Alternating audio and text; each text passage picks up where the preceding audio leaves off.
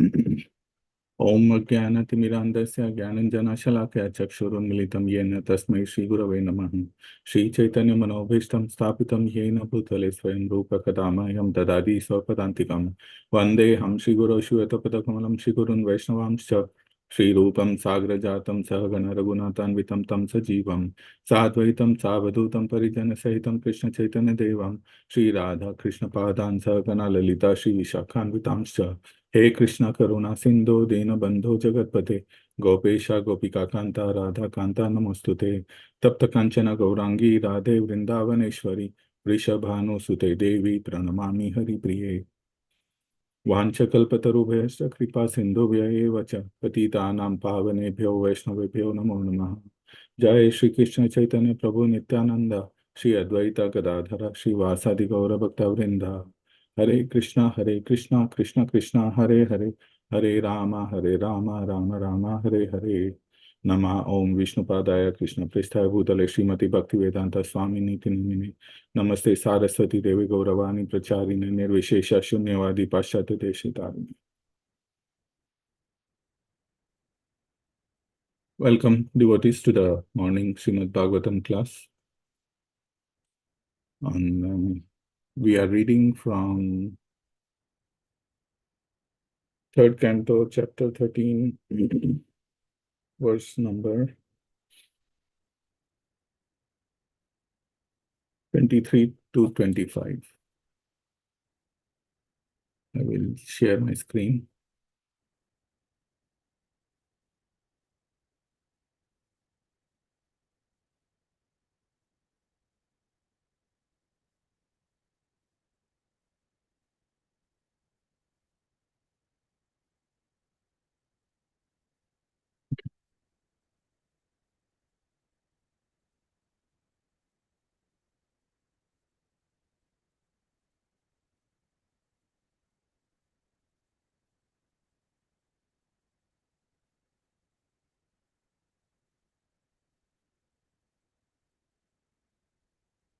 I'll read the verse, synonyms, translation, purport. And there are 3 verses. So what I will do is I will read all of them and then we will discuss. Iti mimam satastasya brahmana सह सुनुभिः भगवान् यज्ञो पुरुषो जगर जागेन्द्र सन्निभः. Synonyms are the word-to-word meanings. Iti, thus, mimam sataha, while deliberating, tasya, his, brahmana, of Brahma, saha, along with, sunubhi, his sons, Bhagavan, the personality of Godhead, Yagna, Lord Vishnu, Purusha, the supreme person, Jagarja, resounded, Aga Indra, great mountain, Sannibhaha, like. Translation: while Brahma was deliberating with his sons, the supreme personality of Godhead, Vishnu, roared tumultuously like a great mountain. Purport by His Divine Grace, Srila Prabhupada. It appears that great hills and mountains also have their roaring power because they are also living entities. The volume of the sound vibrated is in proportion to the size of the material body. While Brahma was guessing about the appearance of the Lord's incarnation as a boar, the Lord confirmed Brahma's contemplation by roaring with his gorgeous voice. Text 24.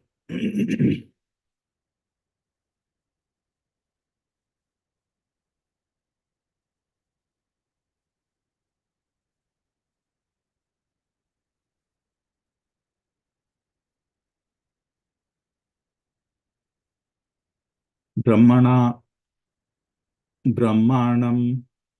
Harshyam asa haristam cha dvijottaman swa garjitena kakubhaha pratisvana yata vibhuha. Synonyms: Brahmanam, unto Brahma, Harshayam, as, enlivened, Hari, the personality of Godhead, Tan, all of them, Cha, also, Dvija Uttaman, highly elevated Brahmanas, Swa Garjitena, by his uncommon voice, Kakubha, all directions, Pratisvana Yata, which echoed Vibhu, the omnipotent. Translation: the omnipotent Supreme Personality of Godhead enlivened Brahma and the other highly elevated Brahmanas by again roaring with his uncommon voice, which echoed in all directions. Purport: Brahma and other enlightened Brahmanas who know the Supreme Personality of Godhead are enlivened by the appearance of the Lord in any of his multi-incarnations. The appearance of the wonderful and gigantic incarnation of Vishnu as the mountain-like boar did not fill them with any kind of fear, although the Lord's resounding voice was tumultuous and echoed horribly in all directions as an open threat to all demons who might challenge his omnipotency. Text 25.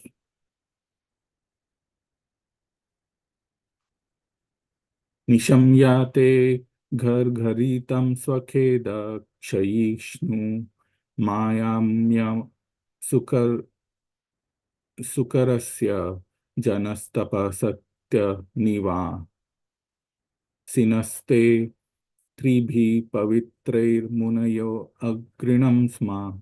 Synonyms, the word-to-word meanings.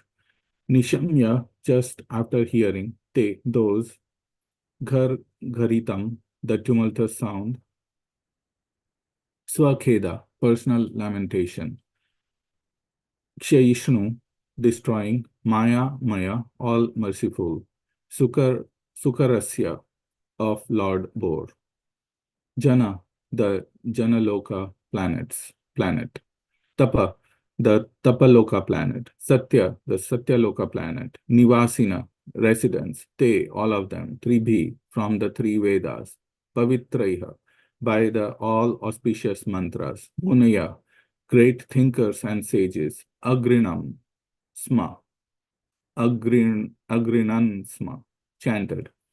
Translation: when the great sages and thinkers who are residents of Janaloka, Tapaloka, and Satyaloka heard the tumultuous voice of Lord Boar, which was the all-auspicious sound of the all-merciful Lord, they chanted auspicious chants from the three Vedas. Purport: the word Maya is very significant in this verse. Maya means mercy, specific knowledge, and also illusion. Therefore, Lord Boar is everything. He is merciful, he is all knowledge, and he is illusion also. The sound which he vibrated as the boar incarnation was answered by the Vedic hymns of the great sages in the planets Janaloka, Tapaloka, and Satyaloka. The highest intellectual and pious living entities live in those planets, and when they heard the extraordinary voice of the boar, they could understand that the specific sound was vibrated by the Lord and no one else. Therefore, they replied by praying to the Lord with Vedic hymns. The earth planet was submerged in the mire, but on hearing the sound of the Lord, the inhabitants of the higher planets were all jubilant because they knew that the Lord was there to deliver the earth. Therefore, Brahma and all the sages, such as Bhrigu, Brahma's other sons, and learned Brahmanas were enlivened, and they concertedly joined in praising the Lord with the transcendental vibrations of the Vedic hymns. The most important is the Brihad Naradiya Purana verse. Hare Krishna, Krishna Krishna, Hare Hare, Hare Rama, Rama Rama, Hare Hare.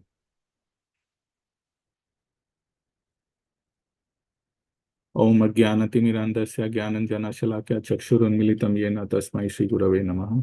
Shri Chaitanya Manobhishtam Sthapitam Yena Bhutale Swayam Rupa Kadamayam Dadati Swapadantikam. I was born in the darkest ignorance, and my spiritual master opened my eyes with the torch of knowledge. I offer my respectful obeisances unto him. When will Srila Rupa Goswami Prabhupada, who has established within this material world the mission to fulfill the desire of Lord Chaitanya, give me shelter under his lotus feet?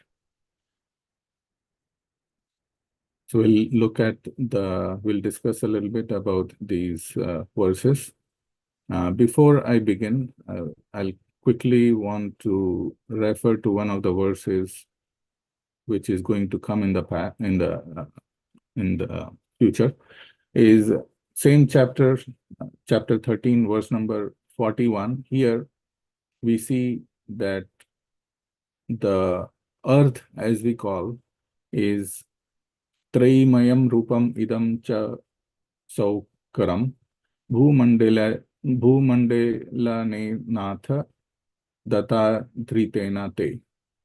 So the earth, as we call, is being referred to as Bhumandala. And the Bhumandala is talked about in the fifth canto, in the structure of the universe, where Shukadeva Goswami will talk about the creation of the Lord and how the universe is structured. So here we can understand that the earth, as we see, is Bhumandala, which was in the Garbhodaka ocean. And Lord Varaha came out from the Lord's nostril, from Lord Brahma's nose or nostril, and he expanded. And here we see that he made unusual sound, obviously, because he's the Lord himself, which confirmed to Lord Brahma and the other denizens that he is the Supreme Personality of Godhead and not an ordinary living entity or a demon. And we see that he immediately, once he came out, the size that is described is that of a tip of a thumb. And then he grew and grew, and he became huge and wonderful. We have been discussing that. And he was able to pull the earth out of the Garbhodaka ocean. So there are, I was reading some commentaries on Vishwanath Chakravarti Thakur also, and he has given a lot of commentary. Actually, Srila Prabhupada has quoted a lot of his commentaries in the fifth canto, his commentaries as is in the Sanskrit verses. But he drew a parallel with this incarnation, which I thought was interesting, with this incarnation and the Matsya avatar. In the Matsya avatar, where the Lord appears as a small fish and the king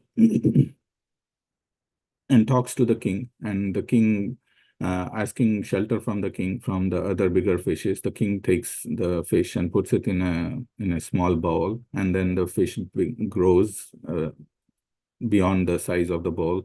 The king had to transfer the fish to a larger body of water, and the fish grew, and it also occupied the same body. And then again, he had to transfer to a lake, and then ultimately to the ocean. And the king was surprised, and he asked to confirm whether he's not an ordinary fish, but the Supreme Lord. And the fish confirmed Matsya Avatar and the purpose of his incarnation as well. This was during the destruction of the universe. And here we see, I've been listening either online or offline to the previous discussions on this chapter. And we discussed that this occurrence has happened 2 times in the past, which also has been confirmed, which has been mentioned by our Goswamis. Once during the Swayambhuva Manu and once during the Chakshusha Manu's appearance. So here, when the boar, Lord came as the boar, obviously he came twice, like once during the creation, when at the beginning of the creation, like to re-establish the planets that were sunk in the Garbhodaka Sai ocean. And here from the verse 25, we see that the residents of Janaloka, Tapaloka, and Satyaloka, they were vibrating the Vedic hymns. So we can understand that the planetary systems of the 14, 11 planetary systems had drowned. And this particular narration here, Vishwanath Chakravarti Thakur also mentions, I forgot, either it's Vishwanath Chakravarti Thakur or Jiva Goswami, but the two incidents when during the reign of Swayambhuva Manu and Chakshusha Manu, they have been combined into one and being described as a single event. And therefore, the two different events have the things that happened or occurred during the two events have also been combined and being presented here by Shukadev Goswami. Shukadev Goswami obviously is talking about the conversation between Maitreya and Vidura, but that's how it's being presented. So that's point number one.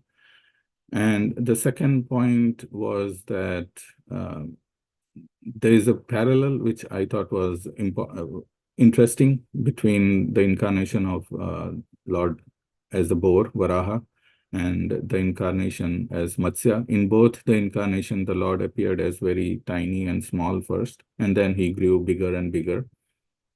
And this was also mentioned that the Lord uses one of the siddhis, of the Ashta siddhis. There are 8 siddhis in the yogic process. And the siddhi being used here is the Mahima siddhi, where one can use the siddhi to become bigger than the bigger, like huge. The opposite of that is the Anima Siddhi, where one can become smaller than the smallest. Srila Prabhupada often would mention this story. I have heard from him that there was once a yogi. They would put the yogi in behind the bars because he was roaming in the streets. The police will catch him and put him behind the bars. And the next day the yogi would be out. They will again put him back, and the next day again he'll be out with very obvious that he did not have access to the key and the lock. And so how was he getting out? Obviously through the bars. He would use the siddhi of anima, becoming small, get out of the bars, and he would be free. So these siddhis are there, these siddhis are available, and what to talk about the Lord, he also uses them while here to perform his pastimes. And here, in this case, Lord Boar, he came as a size of a thumb, grew bigger, and then he took up the role of the Lord to bring out the earth from Garbhodaka Sai ocean and put the earth back into earth and the other planets back into their position on their orbits. Another interesting fact, like I mentioned in the beginning, I referred to verse number 41 in this chapter. It is mentioned Bhumandala. So Bhumandala is not the earth as we know. The earth as we know is a sphere, round, but Bhumandala is a larger disk, which is around the center of the universe. The universe, the size of the diameter of the universe is 4 billion miles. It's mentioned in the yojanas. 1 yojana is 8 miles, and then I'm giving the calculated value. But the diameter of this Bhumandala is shorter, because if the Bhumandala had the same diameter as that of the universe, how can it go down? We can understand if a sphere is like that and in the middle there is a plane which covers the whole thing, there is no space to go down because it's round, and as we go down, the diameter becomes shorter. So it's mentioned that the diameter of Bhumandala is shorter than that of the universe. There's gap in all around. The specific Distance is also given. It is shorter by some 1600 million miles or something like that. I don't exactly remember. So that disk came down, and those are the disks that Lord Varaha, or in the incarnation of the boar, he came and helped to bring it up. This also brings up a interesting conception where the we in our using our modern instruments and using our senses, we have not been able to see the disk as described in the Srimad Bhagavatam. The Bhuloka has been described as this central disk with Mount Meru in the middle, with the height mentioned and the different things around Mount Meru attached to that. We don't see that using our senses. So how do we understand? This also, there is the pramans are there, but the indications are there in Bhagavad Gita also. But this universe is a multi-dimensional universe, which means that there are many dimensions which we are unaware of or we don't have access to. For example, if there is a sphere and someone who has only two 2D vision, two-dimensional vision, what would they see? They will see the sphere as a circle, just a flat circle. But if somebody who has three-dimensional vision, they will see it as a sphere in three axes. There is front, back, and like a ball. So is the person or the living entity who has 2D vision seeing the object as false, meaning that something it, it does not exist or it's untrue? No, it is also true, but according to his vision. According to his vision, he is seeing a circle, but a person who can see three dimension can see a sphere. So similarly, what we see using the different scopes, telescope, microscope, and other different scopes that are there. These scopes are nothing but enhancement to our existing senses uh, to magnify or to look farther, etc. But they don't necessarily, they cannot add dimensions because that's the basis. Our senses, the eyes are the base of the vision that cannot be seen beyond that vision. So in that other example, if a person can see only 2D, even if we give that person magnification or being able to see far, they will not be able to see three dimensions because even if the scope had the capability, if we give the scope that we use to that person, they will still not be able to see because their basic instrument, their senses are limited at that level. So similarly, we cannot see beyond three dimensions, and there are other dimensions mentioned, and these dimensions are, according to those dimensions, Srimad Bhagavatam has best tried to describe. And we see in the Bhagavad Gita also, in the 11th chapter, when Arjuna wanted to see the universal form of the Lord, where he sees all his thousands of heads and arms and legs all over, and he was seeing everything in one place. Even though universe is so huge and big, he saw everything in one place. So that was possible only because right in the beginning of the chapter, Krishna tells Arjuna that you cannot see my universal form with your present eyes. I have to give you divine eyes, divya chakshu. So he gave Arjuna this divine eyes, and that gave him the capability to see these multiple dimensions. And that's when he saw what he saw, and he describes it in a way we can understand using our three dimensions. So the way he in fact describes also, I don't know how to describe everything. Yet he started describing in the best he could in the way we can understand through three dimensions by saying this, there is fire. And so similarly, we have to understand that the planetary system, as mentioned in Srimad Bhagavatam in the fifth canto, and here Bhumandala, it's a disk, not a earth, which had drowned, and Lord Varaha came to lift it up. There are two other points where we are running short of time. Here in the 25th verse, it's mentioned that when the great sages and thinkers who are residents of Janaloka, Tapaloka, Satyaloka heard the tumultuous voice of Lord Bor, which was the all auspicious sound of the all merciful Lord, they chanted auspicious chants from the three Vedas. So it is also mentioned that the Boar incarnation or the Varaha is the Vedic knowledge personification. He is the Vedic knowledge.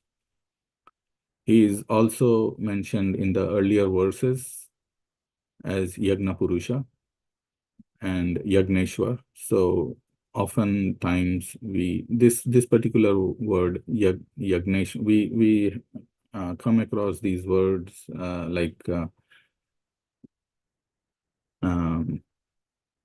Yogeshwar and these other uh, words describing the Lord as the Ishvara of a particular thing has been mentioned in many places, but this particular Yagneshwara is not defined in so many places. And here it's mentioned, so he's also the Yagneshwara, Lord Varaha, or the boar incarnation. So I'll stop here. In summary, actually, this was all scattered, so it was not very systematic. But in summary, the Lord came out of the Brahma's nose as a small entity, small thumb, and he grew big. And we drew parallels with the incarnation of Matsya Avatar, where also he grew big to perform his pastimes. So that was interesting. I don't know the relevance, but interesting facts that our acharyas bring out. The next thing is that the earth being referred here is actually Bhumandala, which is according to the description of the Srimad Bhagavatam in a multi-dimensional form.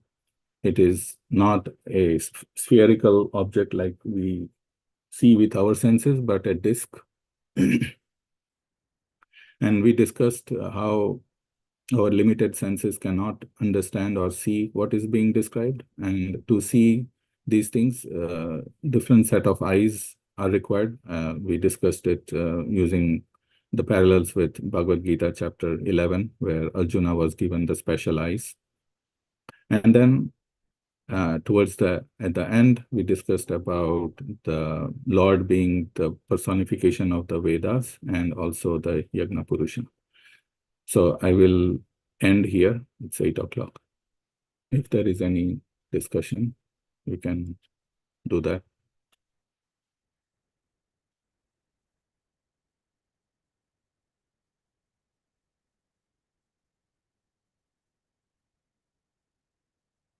Thank you, Prabhu. Hare Krishna, Prabhu. Hare Krishna. Sorry, I missed the last part. Is this time to share? Yes, Mataji.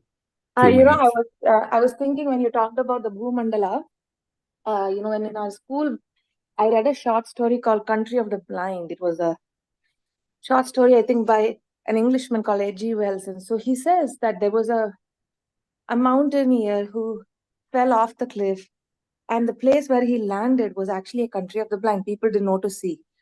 So he would tell those people, he thought, what is it called? There's a Hindi saying, right? Ande ke something Karna Bhi Raja, something like that. So yeah. he thought he would tell them, oh, the wonders of, seeing outside the flowers, the sunrise, rainbows and everything. And people thought that he was crazy. And mm, he tried to tell them that you guys don't have the eyes to see. Here I am describing to you. And finally, there came a time when he wanted to marry the daughter of the king of the land, and the condition put to him was he'll have to remove his eyes if he wanted to marry the girl. mm, So anyway, he chooses his eyes over that. And I was thinking, in one sense, we can draw a parallel, right? Like, we hear these sages and our gurus, our acharyas telling us something, and uh, people who don't believe in them, in one sense, they blame them as fanatics or as people of faith, and I don't know what not. So, as being irrational, as being non-scientific, and things like that. So, I just thought I'll share that. Thank you, Prabhu.